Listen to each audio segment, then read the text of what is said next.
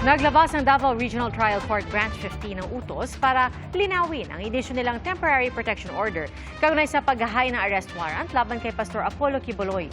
At mula sa Davao City, saksila si Cyril Chavez ng GMA Regional TV. Cyril? Pia, ikalimang araw na ngayon ng pagsisilbi ng pulisya ng arrest warrants laban kay KOJC founder Pastor Apollo Quiboloy at kanyang mga kasabahan. At kita ninyo man mga kapuso dito sa may likuran ko, tuloy-tuloy pa rin ang pagbabantay ng pulisya sa entrada ng KOJC compound.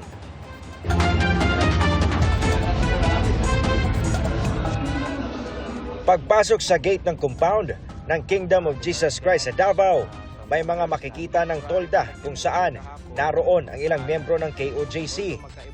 Pinayagan silang makalabas-masok kasunod ng utos ng korte sa pulisya na tanggalin ang lahat ng barikada na pumipigil sa akses ng mga miyembro. Ang ilang pulis nakabantay sa gilid ng katedral pero nakalatag sa kalsada ang riot shields. Wala pa rin nakakapasok ng mga miyembro ng KOJC sa loob nito. Ayon sa KOJC, bandang alas 7 hanggang alas 9 ng umaga nang magsimula raw ulit ang PNP sa paggamit sa kanilang ground penetrating radar sa katedral. Ito yung kagamitan na nakakadetect ng mga tunog pati na tibok ng puso kahit sa ilalim ng lupa. Nabasihan ng PNP kung bakit naniniwala silang nasa underground bunker sa loob ng compound si Pastor Apollo Quiboloy. Yan ang binabantayan natin dahil base sa information nga po natin na itong tunnel po na ito ay tatagos hanggang doon sa kanyang hangar at yan po yung binabantayan natin. Ito na ang ikalimang araw ng pagsisilbi ng arrest warrant laban kay Quiboloy at iba pang akusado. Kasamang nakapasok sa compound ang GMA Regional TV at iba pang miyembro ng media. Dinaanan din namin ang tapat ng Jose Maria College Building kung saan may narinig umanong tila paghuhukay ang ilang miyembro ng KOJC. May mga nakasalansan ding mga baril sa sahig katabi ng ilang nagpapahingang pulis. Sa pagpapatuloy ng pag-iikot, may ilang miyembro ng KOJC ang humarang at hindi na pumayag na makalusot ang media. Pinasinungalingan naman ng Police Regional Office 11 ang balitang binigyan lang ng PNP ng 2 oras ang KOJC para isurrender si Quiboloy bago umano nila pasabugin ang KOJC Cathedral. Isa na namang kasinungalingan ang pinapalabas ng KOJC na bobobohin namin ang kanilang compound. Kagaya ng kasinungalingan na sinasabi nila na pinutulan na namin sila ng tubig at kuryente. Kagabi, ang ganda-ganda ng ilaw ng KOJC compound. Sa kabila ng temporary protection order na inilabas ng Davao City Regional Trial Court, hindi nagpatinag ang pulisya at hindi umalis sa compound. Ang ilang pulis natulog na sa mga bangketa. Dahil hindi umalis sa mga pulis, muling tumulog ang KOJC sa Davao RTC kinaumagahan. Nais nilang ipakontempt ng korte sina DILG Secretary Benhur Abalos, PNP Chief Romel Francisco Marbil at ilan pang opisyal.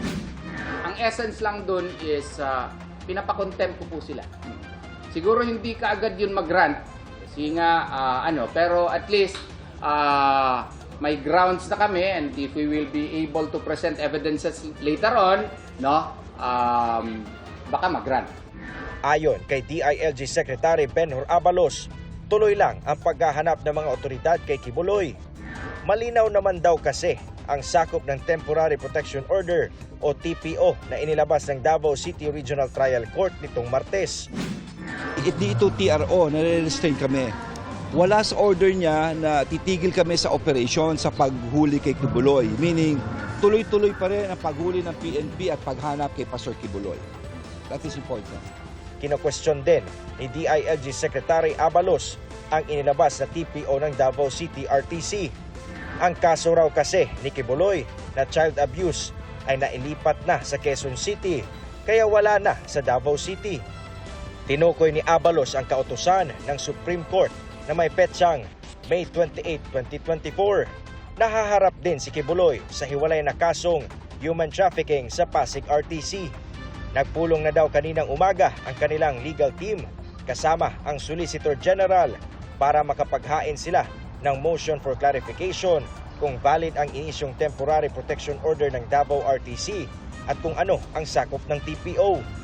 Kanina, naglabas ang Davao RTC ng Supplemental and Clarificatory Order kung saan binigyang diin ang urgency ng inilabas nilang TPO para pangalagaan ang karapatan, ang seguridad ng mga petitioners.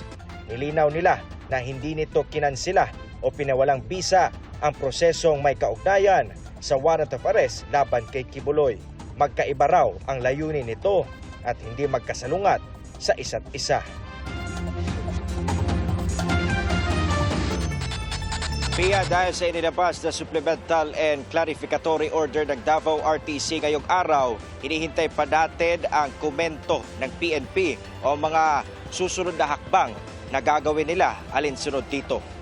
Live mula rito sa Davao City para sa GMA Integrated News, ako si Cyril Chavez ng GMA Regional TV, ang inyong saksi.